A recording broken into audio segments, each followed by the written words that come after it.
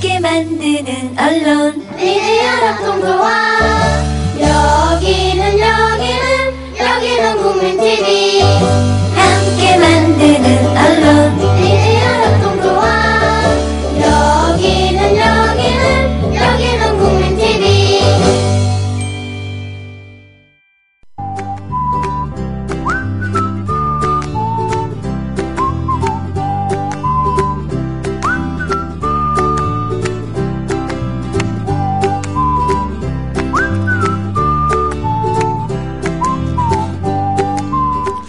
요즘 아이들 미술학원에 많이 다닙니다. 그렇다고 모두 화가가 되는 건 아니죠. 실제 그림에 대한 공부도 있겠지만 상상력을 넓히고 사물을 보는 눈을 확대시켜주는 효과가 있을 겁니다. 소질이 없다는 걸 알았을 때 그냥 그만두면 되는 걸까요? 정작 중요한 교육은 미술 감상이라고 생각됩니다. 모두 화가가 될 수는 없어도 모두가 애호가가 될 수는 있기 때문입니다. 오늘은 미술의 세계로 여러분을 초대합니다.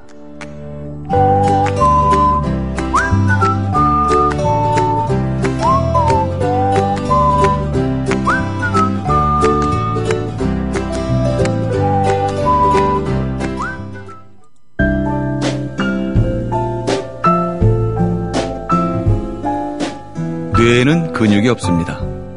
최근 섹시한 뇌를 위한 체육관 국민라디오 전영권의 30분 책 읽기. 네, 봄처녀 박현경 씨 모셨습니다. 안녕하세요. 네, 안녕하세요. 허를 찌르시는. 왔잖아요. 네. 봄인데. 네. 여인의 계절 봄. 파릇파릇. 미술관 가기 좋은 계절이죠. 그렇네요. 지금 과천미술관 가면 참 좋겠다. 네, 저도 서울 현대미술관이죠. 네, 거기 되게 좋아하는데요. 네, 올라가는 길도 좋고. 네, 그 예. 밖에 이렇게 그 테이블 있고 벤치가 있거든요. 거기도 되게 좋습니다. 길도 좋고 호숫가도 좋겠고. 그러네요. 네. 미술관은 못 가니까 오늘은 뭐 미술 오디세이로다가 네. 또 저희를 또 한번 감동시켜 주신다고. 네. 오늘 소개해드릴 책은 네. 책 제목이 조금 긴데요. 장우진의 종횡무진 미술 오디세이라는 책입니다. 그래서 장우진 씨가 저자인데 예. 저자 이름을 이렇게 앞에 붙이는 경우가 좀 있습니다. 출판사에서요. 가끔. 예. 네. 그리고 종횡무진 미술 오디세이 좀 긴데 부제가 만화로 들려주는 진짜 미술 이야기입니다. 그래서 만화로 되어 있습니다. 쉽지 않죠, 그래도. 일단 만화로 되셔서 굉장히 쉽게 네. 이제 선택을 하게 됐는데 네. 읽어보니까 만만치 않았고요. 제가 저는 네. 이제 나름대로 미술관을 굉장히 많이 다닌 편이라고 좀 하지만 미술 사조라든지 이런 네. 이제 학문적인 거 전혀 모르고 그냥 감상만 하는 일반적인 수준의 감상자인데요. 그것만 해도 대단하죠. 예, 그래도 뭐 나름 이렇게 뿌듯하게 생각하고 있었는데 네. 이 책을 읽어보니까 이제 초심자들 미술관에 갔을 때 좀 어리둥절한 뭐 이렇게 뭐 설명 써 있는 거 벽에 네. 막 써 있고 이러잖아요. 네. 근데 이해 안 되고 그냥 그림만 보고 오는데 그런 사람들 저 같은 그런 사람들 위한 입문서이자 네.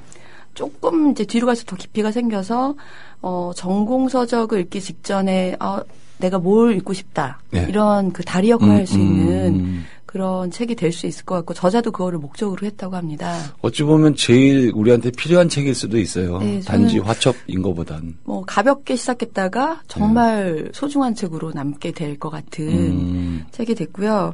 뭐 저자 인터뷰를 봤는데 책의 기획부터 완성까지 5년 정도 걸렸대요. 어휴.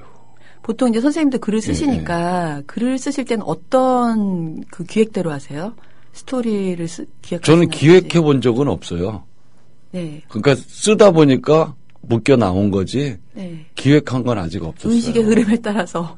그러니까 시 쓰시나요? 같은 경우는 그냥 쓰니까 쭉 쓰다 보면은 그냥 이렇게 모이니까 네. 이 중에 몇 가지 추려내서 요거를 이렇게 해서 이제 뭐 시집을 낸다든지 네. 산문집 두 권도 그냥 썼던 거죠, 뭐. 네. 그냥 써서 원고가 이렇게 뭐라 그럴까요? 한 120, 30곡지가 모이면 봐서 분류를 좀 하겠죠. 이제 그룹핑을 해서 전체적으로 성격을 이렇게 가니까 완북 완테마. 네, 그렇죠. 이제 이제 벌어지는 거는 좀 이렇게 빼내고 이제 그런 재고 창고가 또 따로 있어요. 그래서 나머지 재고 창고에 넣으니까 저 같은 경우는 기획이라고는 아직 해볼 만한 게 없는데. 머릿속에 폴더를 막 만들어서 이렇게 하시는 예, 그렇죠. 그렇게 이제 거기다가 그거를 넣어놓는 건데 글쎄요.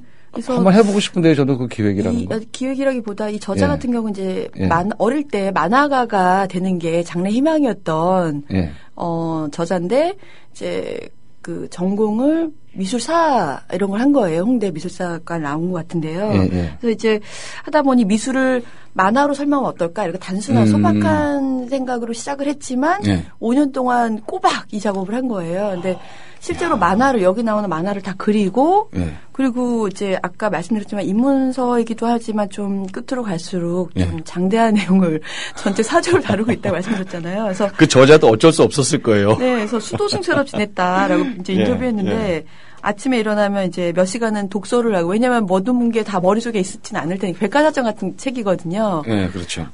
독서하고 콘티 짜고 또 스케치를 하고 펜터칠을 하고 이러면서 그림 그리랴 글 쓰랴 진짜 빡빡한 5년을 보냈다고 합니다. 보통 일이 아니네요. 그거. 네, 그렇습니다.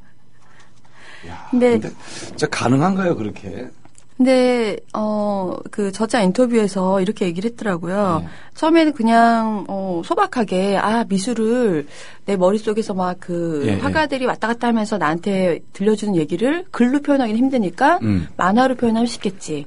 그걸 보여주고 싶다. 이런 생각이었는데 그러면서 웃기면서 유익하면서 그러면서도 시적인 작품을 만들고 싶었다는 거예요. 욕심 많으시다. 네. 근데 결국은 제가 읽어본 독자로서는 그런 작품을 만드신 게 아닌가 이런 생각이 들었습니다. 진짜 좀 웃기고요. 예. 그러니까 이제 뭐 본인 스스로 젠체하지 않고 좀 이렇게 재미있는 그러면서도 가벼운 그러면서도 내용이 많은 이런 책을 만들고 싶었다고 하는데 정말 그 의도대로 잘 만들어졌다고 만약에 이 방송을 들으신다면 예, 예. 저자분께 말씀드리고 싶네요. 장호진 선생님 고맙습니다. 네. 그래서 여기에 이 책을 구성한 방식도 네. 이제 만화 형식이기도 하고 기존에 저희가 뭐 미술 책이나 이런 거 혹시 뭐 입문서라든지 그 교양책을 보신 적이 있으신가요? 네, 있고 이제 저 같은 경우는 아이들 때문에라도 네. 일단 만화로 된 것들을 아이들한테 먼저 이렇게 접하게 해줘요. 그래서 네. 그리스 로마 신화, 이조실록, 아. 또 뭐 중국 고전 이런 게 만화로도 다 있어요. 네, 네. 그래서 슬슬 이렇게 주는 거죠. 그걸 보라고. 근데 부작용이 있어요. 어떤 그걸 보고 원전으로 넘어올 줄 알았더니 계속 만화를 보는 거예요. 그래도 보는 게 어디예요? 아니, 아예 딴 안 만화를 보시는데. 보니까. 네. 아예 만화만. 미치겠습니다, 좀. 네, 이번 책, 미술 오디세이 이 책은 만화로만 구성되어 있진 않고요. 네. 정말 많은, 회화들과 뭐 네, 그림들이 다, 사진들 들어있고. 많이 들어있고, 예. 그래서 텍스트도 많거든요. 그래서 진짜 시적이면서도 뭐 그림이면서도 회화이면서도 만화이면서도 여러 가지가 함께 종횡무진. 그런 책을 하나 가지고 있으면 네. 간편하게 일단 찾아보는 데는 좋을 것 같아요. 자기가 궁금한 단편적인 건 한 번씩 찾아보고 이러기에는. 네, 네. 단편적인 것도 그렇지만 이제 쭉 흐름을 보면서도 내가 어떤 걸 더 깊이 들어가야 될지를 맥을 찾아주는 그런 책이라고 볼 수 있을 것 같습니다. 근데 약간 무겁더라고요. 이게 보통 이제 미술관 가서 네. 관람 딱 하고 나서 뭐 사는 그 미술책 있잖아요. 도록들 도록 그냥. 좀 예, 두꺼운 예. 것들 같이 좀 두꺼워요. 그리고 좀 그 종이도 두꺼운 걸 써가지고 아무래도 종이가 좀 그렇죠. 지하철에서 들고 있는데 이제 이렇게 아파요? 봉이 생겨 같은 네. 그렇습니다. 그래서 집에 좀 꽂아놓고 보시면 예, 좋을 들고 것 같은데. 다니시기는 조금 크기도 그렇고 뭐 하니까. 네, 참 재미있게 읽었고요. 그래서 목차를 보시면 굉장히 기초적인 것부터 시작하거든요. 네, 미술의 정의 과연 가능한가 이렇게 네. 나오네요. 그래서 뭐 네. 미술가는 누구인가, 네. 또 내지는 미술이라는 건 대체 예술이라는 건 무엇인가, 뭐 이런 아주 기초적인 얘기부터 시작해서 네. 예, 뭐 눈이 이제 그 캔버스를 독자가 읽을 때 어떻게 뭐 착시를 한다든지 아니면 투사를 한다든지 이러면서 어떻게 보는지. 네. 그다음에 장르는 어떻게 생겼는지. 장르에도 뭐 회화도 있고 조각도 있고 여러 가지가 많이 있잖아요. 있죠. 건축도 예, 있고 예. 이런 거를 하나하나 다 짚어주거든요. 그리고 이제 그 장르를 넘어서서 현대에 이제 뭐 모더니즘과 포스트 모더니즘까지 쭉 펼쳐져서요. 그 근 200년을 아우르는 네. 이런 그런. 돌발적인 아주 이게 도발적인 것도 있어요. 제 목차에 왜 위대한 여성 미술가들은 없었는가? 네, 그렇습니다. 뭐 이런 것도 있어요. 그래서 네. 실제로 그 제 책의 흐름을 따라서 읽다 보면 네. 기존에 제가 미술책이나 어떤 교양 입문서를 볼 때에 뭐 굉장히 도식화된 규칙에 따라서 미술, 뭐 미술사 뭐 이런 게 아니라 네. 정말 의식의 흐름에 따라서 만화처럼 네. 본인이 꾸민 것 같더라고요, 저자가.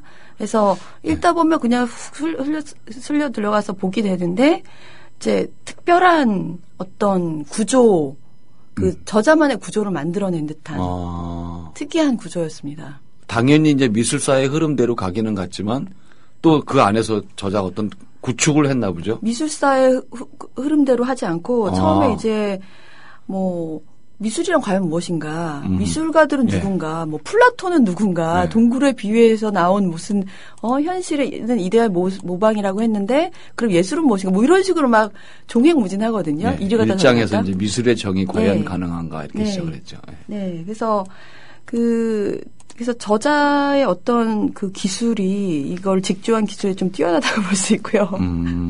그래서 그 책을 이제 보시면 1장에서 이제 그 제가 읽어드리고 싶은 구절이 있었는데 이제 여러 가지 저도 마찬가지지만 미술관에 가면 뭐 아는 만큼 보인다고도 하지만 아는 게 병이라고도 하듯이 이제 뭐 이렇게 미술을 뭐 많이 아는 이제 제가 학도면 저건 어떤 기법이고 뭐 어쩌고저쩌고 할 거 아니에요. 근데 그리고 저건 무엇을 상징하는 거고 뭐 비평가 글을 다 읽고 와서 하는 게 이제 오히려 별로라는 거죠. 감상하고는 좀 네.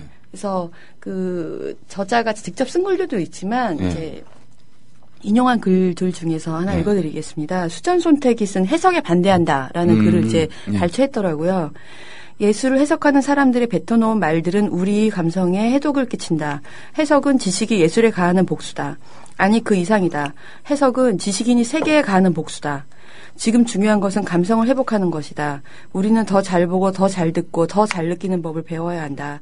우리의 임무는 예술 작품에서 내용을 최대한 찾아내는 것이 아니라 작품 속에 있는 것 이상의 내용을 짜내지 않는 것이다. 우리는 예술 작품이 우리에게 훨씬 실감나도록 만드는 것을 목표로 해야 된다. 해석학 대신 우리에게 필요한 것은 예술의 성애학이다. 이런 구절을 시처럼 발췌해 놓을 줄 아는 느껴보란 얘기죠. 네. 아는 게 병이라는 거죠. 그래서 저도 약간 뭐 미술관 때 죄책감 뭐 그걸 막 이렇게 써 있는데 이해 못 한다든지 시뮬레이션 솔직히 뭐 좀 잘 모르겠는데 온갖 기법 막 써 있는데 특히 예. 현대 쪽으로 오면서 그런 기법들 잘 모르잖아요. 뭐 예전에 뭐 미술관 뭐 고딕 양식이라든지 바로크 양식 이런 건 알지만 최근은 잘 모르는데 그런 거에 대한 죄책감을 좀 덜었습니다. 감상할 수만 있으면 일단은 어느 정도는 되는 거 아닌가요? 진짜 더 알면 당연히 좋지만 자기가 느끼는 게 중요하니까. 네. 그래서 결국은 이제 그 간단하게 그냥 이제 저자가 말하는 그 내용을 말씀드리면 화가나 예술가들은 이제 자기 마음속에는 도식 이제 그게 나중에 이제 더 커지면 양식이 그 시대의 양식이 되겠지만 그러겠죠. 그 자기 마음속에 새겨진 도식을 가지고 물체나 어떤 사물을 보거나 무엇을 보고 투사를 해서 마음으로 그리는 게 화가라면 감상자들은 그 투사대 자기 또 마음을 투사해서 그거를 자기 스스로 변형해서 보는 마음을 변형해서 보는 게 감상자라고 이제 얘기를 해놨더라고요. 그러네요. 결국에 접합점은 이제 마음이라는 거죠. 마음이 없이 그냥 뭐 어떤 사조를 안다거나 지식을 알고 미술을 보고 해석하는 거는 문제가 있다는 얘기입니다. 해석보다는 감상, 네, 느낌. 그런 그림을 이렇게 가면 제가 최근에 미술관 간 거는 예술의 전당 에곤 실레 저거 했을 때 간 건데 그게 최근에 간 거였는데 보면 확실히 저한테 느낌이 오는 그림이 있고 그닥 별 느낌이 없는 게 있긴 있어요. 왜 그럴까 그거는? 그날 마음이 교감을 예, 그날의 내 기분이나 네. 그동안의 그 시절의 어떤 내 상태라든가 이런 거랑도 많이 연관이 있겠죠. 그렇겠죠. 그리고 여기서 이 책에서 말하는 대로 투사에서 스스로 느껴야 되는데 예. 경험이 그림을 보면서 뭔가 느껴지는 그림이 있고 전혀 아닌 경우도 있잖아요. 예, 잘 모르겠는. 네, 그런 게 예. 이제 조응하는 거겠죠 아마. 네, 저도 한 가지 팁을 얻었는데 이 저자가 예. 이 책을 만들면서 실제로 모든 그림을 사진으로 하지 않았고요. 직접 그린 것도 있거든요. 어허. 똑같이.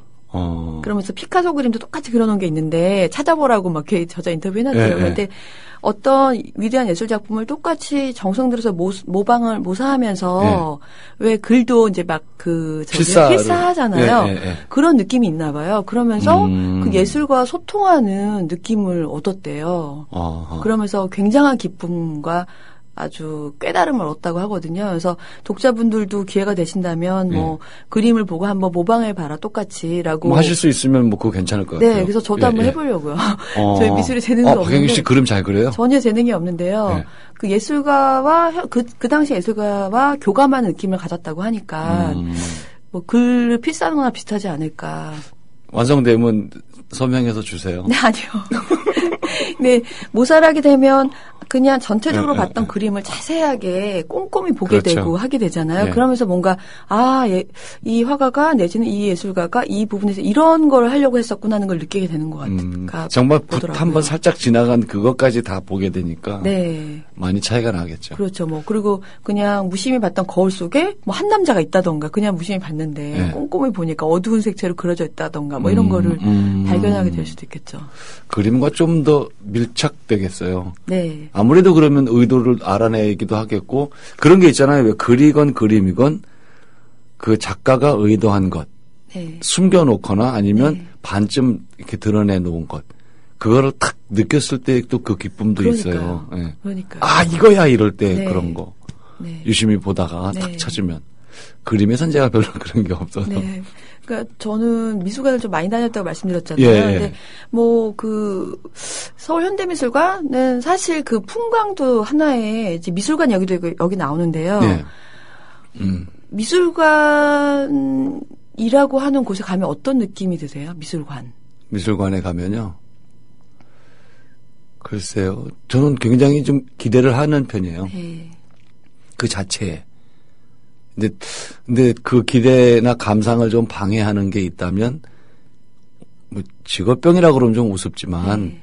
보면은 그 문장으로 옮기려고 자꾸 이렇게 아. 번역을 하는 거예요. 그림을 문장으로 번역을 하려고 자꾸 네. 시도를 해요. 시로. 예, 그래서 그게 어떤 때는 방해를 하기도 하고 어떤 때는 보다가 어떤 그림에 딱 꽂혀서 단어 하나가 떠오르면 그것 때문에 나머지 그림을 못 보는 경우도 생겨요. 보긴 다 봤는데 하나도 생각 안 나요. 그것 때문에. 네. 그러는 게 가끔 책에 있어요. 나오는데 시는 눈먼 회하다 이런 말도 나오던데요.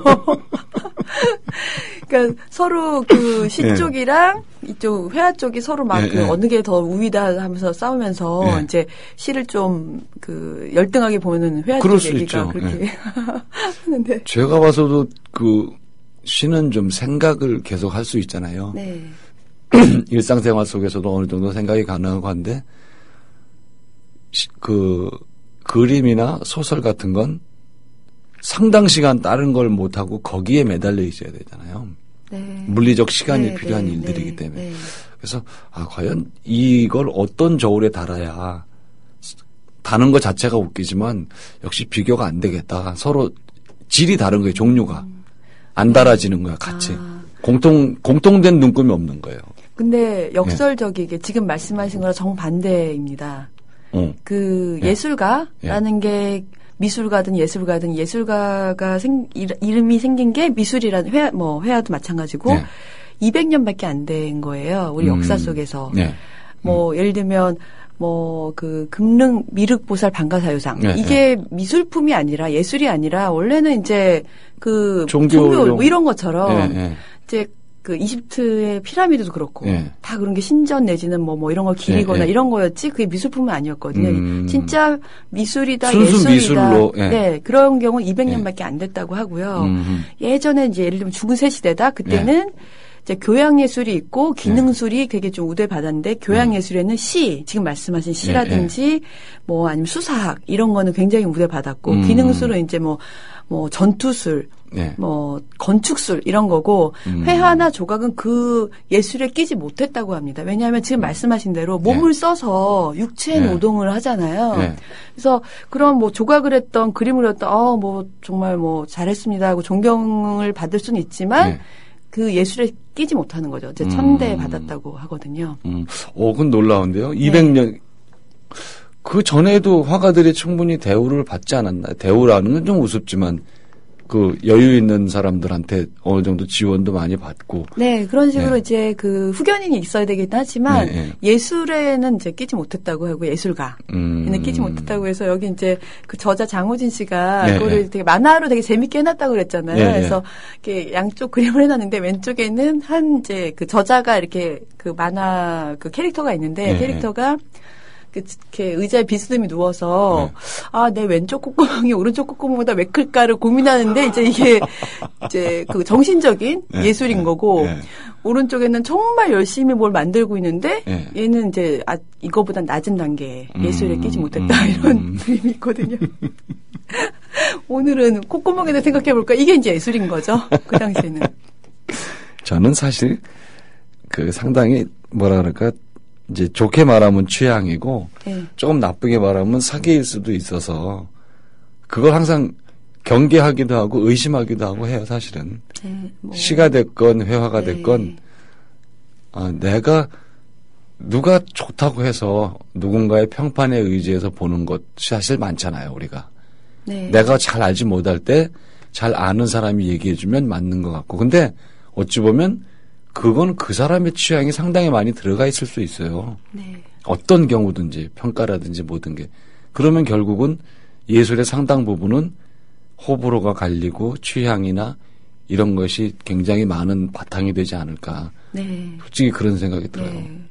그러게요. 요즘에는 참 시를 많이 안 읽잖아요. 안 읽죠. 정말 초기 우리 인류 초기에는 시는 거의 예언가. 라고 신의 목소리를 담는 예언가도 되고 뭐 정말 칭송받고 지금 말씀드린 대로 어떤 예술가의 최고봉이었는데 지금은 좀 시를 좀 안 읽. 그때처럼 쓰면은 지금은 거의 뭐 가요 무대 수준이 되는 거예요. 그런 식으로 썼다가 못 알아듣겠어야. 뭐 다는 아니지만 상당 부분이 절반 가까이가 그런 것 같아요. 그래서 많이 나눠져 있어서 안타깝죠. 네, 안타깝습니다, 저도. 어느 쪽으로도 가지 못하는 저는 좀 경계 쪽에 있다고 볼 수 있는데 안타까워요, 양쪽 다. 이쪽을 보면 조금 난해함이 심한 것 같다는 느낌이 들고 이쪽을 보면 조금 너무 구태연하지 않은가 이런 생각이 들어서 어느 쪽으로도 못 가고 있는 저 같은 바보들이 좀 꽤 있어요. 아니 다시 시의 시대가 시심을 알아주는 시대가 곧 올 거라. 원래 이게 유행이 또 이렇게 바뀌잖아요. 그런 시대가 조금씩 왔으면 달라지고 좋겠어요. 있어요. 조금 이렇게 서정시지만 옛날하고는 조금 다른 새로운 감각들로 이렇게 오고 있는데 모르겠습니다. 제가 거기에 낄 수 있을지는.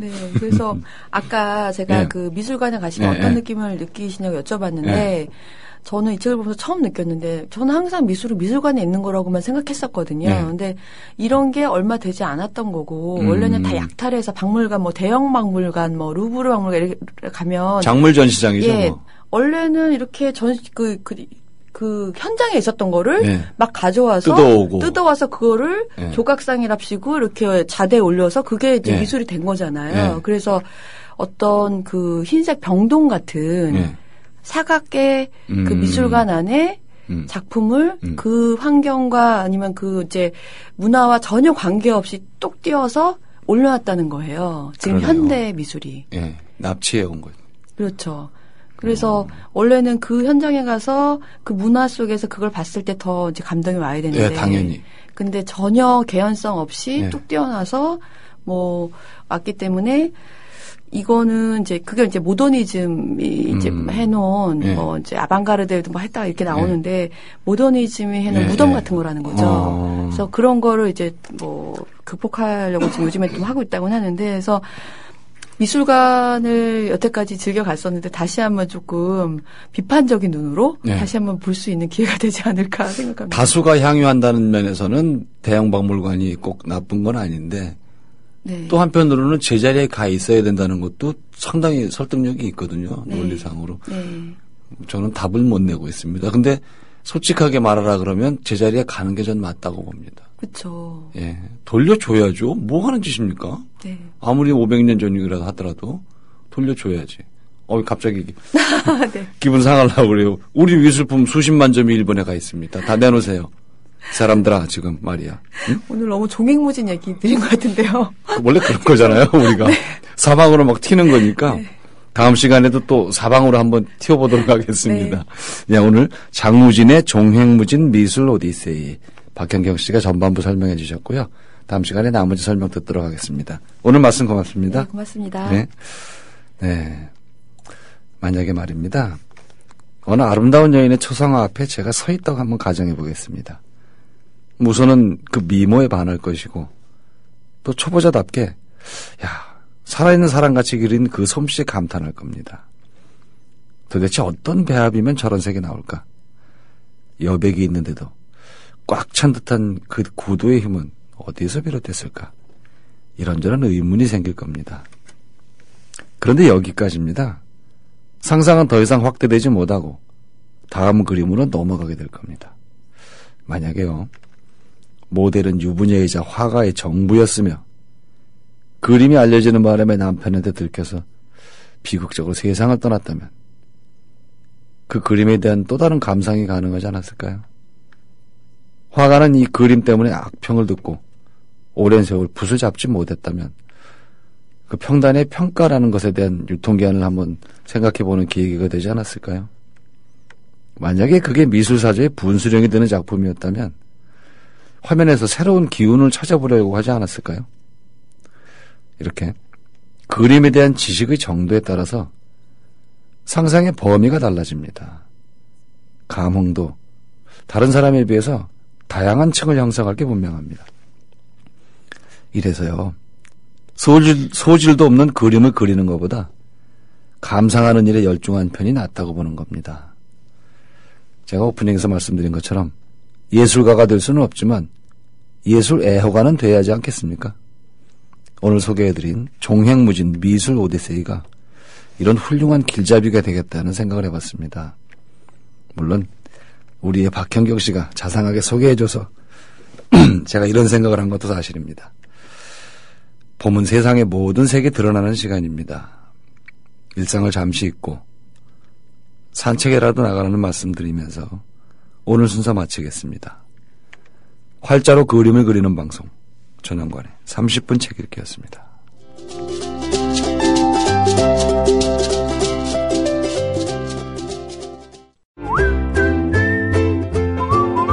국민라디오 팟캐스트 응원하는 가장 쉬운 방법 아시나요?